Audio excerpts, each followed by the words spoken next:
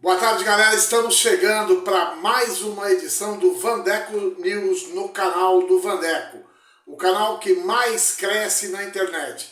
Hoje vamos trazer informações sobre o grande jogo de ontem no estádio Alfredo de Castilho, um jogo repleto de emoções, um jogo difícil. Aparentemente o São Caetano era um adversário vulnerável, que ao final acabou se tornando um adversário muito duro de ser batido. O gol acabou acontecendo aos 48 minutos da segunda etapa. Vamos abrir com as curiosidades do esporte, as curiosidades do futebol, falando do cartão vermelho mais rápido da história. É super rápido. Em 2000, o jogador britânico Lee Todd quebrou todos os recordes e foi expulso com apenas, pasmem, 3 segundos de partida. Eu disse 3 segundos, pois insultou o juiz depois de se assustar com o apito inicial. Então o juiz trilou o apito de forma bem forte e rápida, o jogador se assustou, insultou o juiz e já com 3 segundos de jogo foi expulso do gramado. Essa é a curiosidade bem simples, mas muito interessante que nós trouxemos aqui no canal do Vandeco. Bom, vamos falar sobre o Noroeste. Ontem, uma partida de suma importância para o Noroeste, fundamental para as aspirações do Noroeste em termos de futuro, em termos de classificação para o octogonal decisivo, e foi um jogo repleto de emoções. Na minha singela opinião, foi o melhor jogo do Esporte Clube Noroeste nesse campeonato. O Noroeste jogou de forma intensa, marcou pressão, atacou, perdeu diversas oportunidades. O goleiro do São Caetano, sem dúvida nenhuma, foi o principal jogador em campo. O Noroeste terminou o primeiro tempo massacrando o time do São Caetano.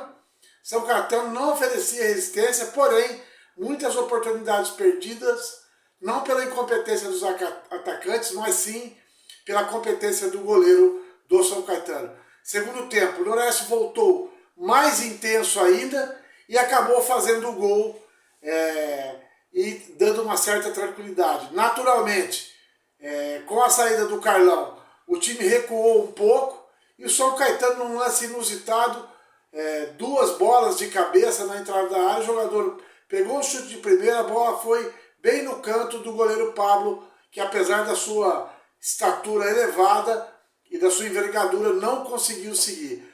A torcida teve ficou até certo ponto decepcionada, mas o time foi para cima. E ontem, na estreia do jogador Leleco Capelin, aos 48 minutos do segundo tempo, numa pressão intensa do Noroeste, o Noroeste fez um gol de 2-1, trazendo um delírio, uma emoção enorme para a torcida presente do Big Alfred e voltando a sorrir no final da partida. O jogo foi válido pela primeira fase do Campeonato Paulista da Série A2, 10ª rodada. O jogo começou às 19h30. O árbitro Ricardo Pavanelli, não é parente do Pavanello. Ricardo Pavanelli Laluto, assistentes Rafael Albuquerque Lima e José Guilherme de Almeida Souza. Cartões amarelos para o Noroeste: zagueiro Luizão, Regis Potiguar e Pablo, o goleiro por demora na reposição da bola. O São Caetano, Lobato, Álamo e Lucão foram presenteados com o cartão amarelo. Os gols: Vinícius Barra, que teve uma excelente apresentação aos 21 minutos do segundo tempo. O São Caetano empatou através de Anderson Magrão aos 39 e Leleco deu números finais da partida, marcando aos 47 minutos.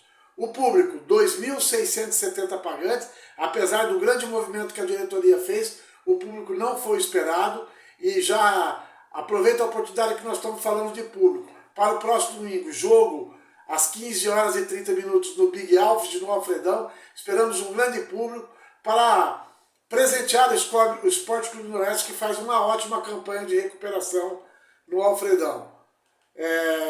O Noroeste formou e venceu com Pablo, Maicon, depois Igor Ribeiro, Luizão, depois Pereira, Regis Potigari e Diego Maia.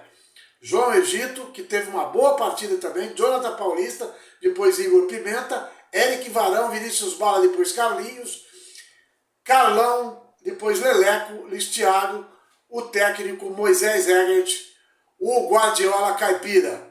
Coloquei nas redes sociais, teve um impacto muito grande, esse cara chegou aqui com uma proposta de jogo, o Noroeste jogando intensamente um futebol de primeira divisão, subiu rapidamente na tabela e eu diria que é um dos candidatos ao acesso. Está entre os 4, então obviamente que é um dos candidatos ao acesso. É óbvio que o octogonal podemos considerar outro campeonato, mas o Noroeste está entre os 4 colocados, nós vamos ver a seguir. O São Caetano jogou e perdeu com o João Lucas, Jonathan, Gui Tavares, Lucão e Paulo Henrique. Lucas Silva, Álamo, depois Celcinho, Diego Barbosa, depois Bruno Mota. Lobato, depois Regis, Anderson Magrão, o autor do gol, e depois Anderson Ribeiro e depois Everton, o técnico Ângelo Foroni.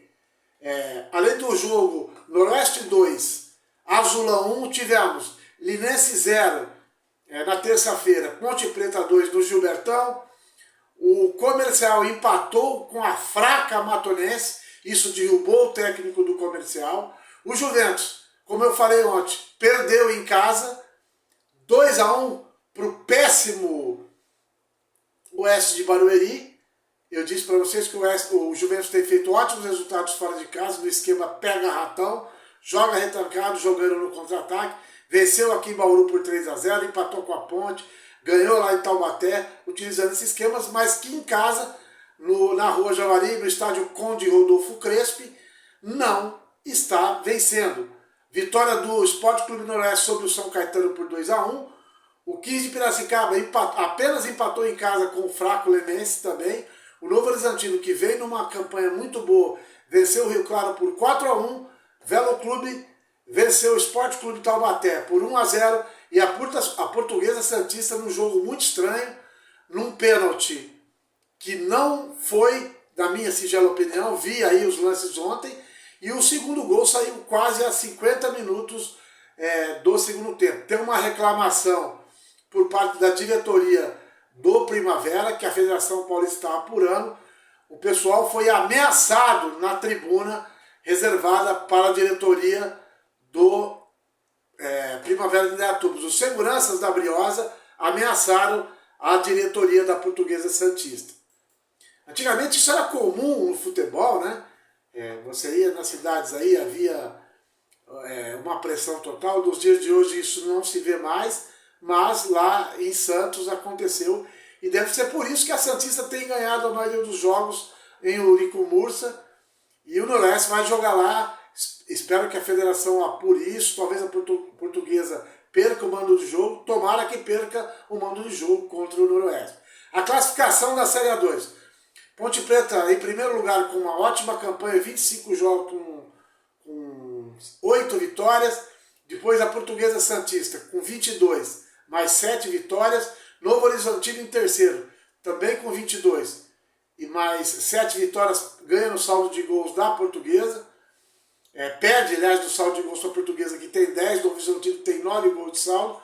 Norusca, com uma campanha muito boa de recuperação, por que não dizer excelente, com 19 pontos. Depois o Primavera de Indaiatuba, 5 pontos abaixo. Então, mesmo que o Noroeste não tenha um resultado positivo na próxima partida, o que eu acho muito difícil, porque joga com o último colocado e precisa vencer. O Primavera, repito, tem 14, Velo 14, Juventus em sétimo com 13 e o oitavo é o Rio Claro. Se o campeonato terminasse hoje, a Ponte Preta enfrentaria o Rio Claro, a Portuguesa Santista enfrentaria o Juventus, o Novo Horizontino enfrentaria o Velo e o Noroeste enfrentaria o Primavera, com a segunda partida ocorrendo no estádio Big Alfred, no Alfredão. Depois, em nono lugar, o Comercial de Ribeirão Preto, em 10º, Taubaté, 11º, Linense, 12º, Lemense, 13º, Oeste, 14º, beirando ali a zona de rebaixamento, o 15 de Piracicaba, que venceu no Oeste, depois não fez mais nada de bom nesse campeonato. O São Caetano, que perdeu ontem em 15º, e o Monte Azul com 4 pontos, não venceu nenhuma partida. Os artilheiros do campeonato: Jefferson, o Gé da Ponte com 6, Caio da Portuguesa Santista com 5, Ailon do Grêmio Novo Horizontino com 5, o nosso matador Carlão, tá errado aqui, Carlão tem 5, Luiz Thiago tem 4 e o Elvis da Ponte Preta tem 4.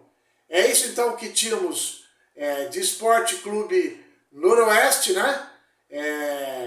Esperando uma boa atuação e um bom público aqui na cidade de Bauru contra o time do Monte Azul, que vem numa péssima campanha, repito, não sabe o que é vitória nesse campeonato. O Noroeste muito empolgado, a torcida muito empolgada. Ontem uma festa muito bonita, não só da Sangue Rubro, como de todas as torcidas. Um clima muito legal. Quando o time vence o jogo, os erros são colocados de lado. E o Noroeste é a terceira partida que marca um gol depois dos 45 minutos, para que os cardíacos sofram muito mais. É isso que tínhamos de Noroeste, momento de empolgação. Técnico Moisés Egert não tem problemas para o próximo jogo, vai com força máxima. Amanhã a gente volta com mais notícias do Alvirrubro de Vila Passivo, na nossa maquininha vermelha. Bom, falamos rapidamente agora do Bauru Basquete, que vem intensificando os treinamentos para o difícil jogo de sábado contra o SESI Franca Basquete, lá no Pedrocão em Franca. Às 15 horas é o jogo da televisão. O Bauru Basquete, que fez uma ótima partida contra o Paulistano aqui no ginásio Cláudio Amantini, no Panelão, mas depois foi ao Rio e perdeu para o Flamengo por diferença de 12 pontos, num placar relativamente baixo. Então espero uma boa recuperação do Bauru Basquete e possa se reencontrar com o caminho das vitórias. Falamos rapidamente também sobre o SESI Vôlei Bauru, que nesta sexta-feira viaja para o Rio de Janeiro e enfrenta o Fluminense, time para o qual perdeu na decisão da Copa Brasil de Vôlei por 3-2, perdendo no tie-break por 15-13. Técnico Marcos Kiviek também não tem problema, vem de uma vitória contra o Barueri, uma mudança na chave, uma mudança no modelo mensal, e esperamos uma boa vitória do SESI Vôlei Bauru para retomar o caminho das vitórias, como aconteceu contra o Barueri na sexta-feira passada, e suba mais alto, suba posições na tabela. Então é isso que nós temos para hoje, nessa edição mais compacta do Vandeco News, e aproveitamos a oportunidade para dizer que já está no nosso canal a excelente reportagem que fizemos ontem lá no estádio Major Silvio de Magalhães Padilha, o Padilhão na Vila Junta.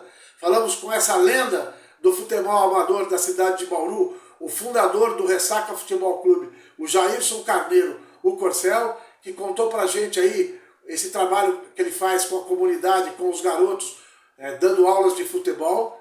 E também depois falamos com o André Requena, atleta profissional que jogou na Sociedade Esportiva Palmeiras, jogou no Esporte Clube do Recife, disputou a Série A do Brasileiro pelo Esporte, jogou também na Internacional de Limeira, e o André Requena, ele é o responsável pela parte técnica do projeto do Jairson Carneiro, o Corcel, que além do jogo de futebol de campo no Padilhão, também tem um trabalho de base com jogadores de futsal no ginásio Estela Machado e também ali no Grêmio Energético de Bauru, na rua Benedito Eleutério, próximo ao estádio do Noroeste. Então um trabalho bacana feito pelo Corcel e feito pelo André Requena, que a gente trouxe ontem, e eu gostaria que todos visitassem o canal do Vandeco, assistissem essa matéria, desse like no vídeo e peçam aos amigos dos amigos, para ajudar o canal do Vandeco, para que o canal do Vandeco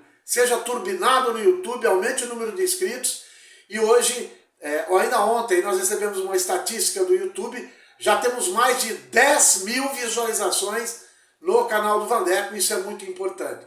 Lembrando ainda que na semana que vem, hoje nós gravamos com o Gabriel Henrique do Bauru Basquete, na próxima semana o Gabriel de Souza vem para o Bola da Vez, uma reportagem muito bacana falando de Bauru Basquete, falando do basquete bauruense, falando inclusive de NBB, ele que é um cara com muita vivência no basquete, jogou nas categorias de base, jogou no principal e hoje é auxiliar técnico do técnico Jorge Guerra Filho Guerrinha.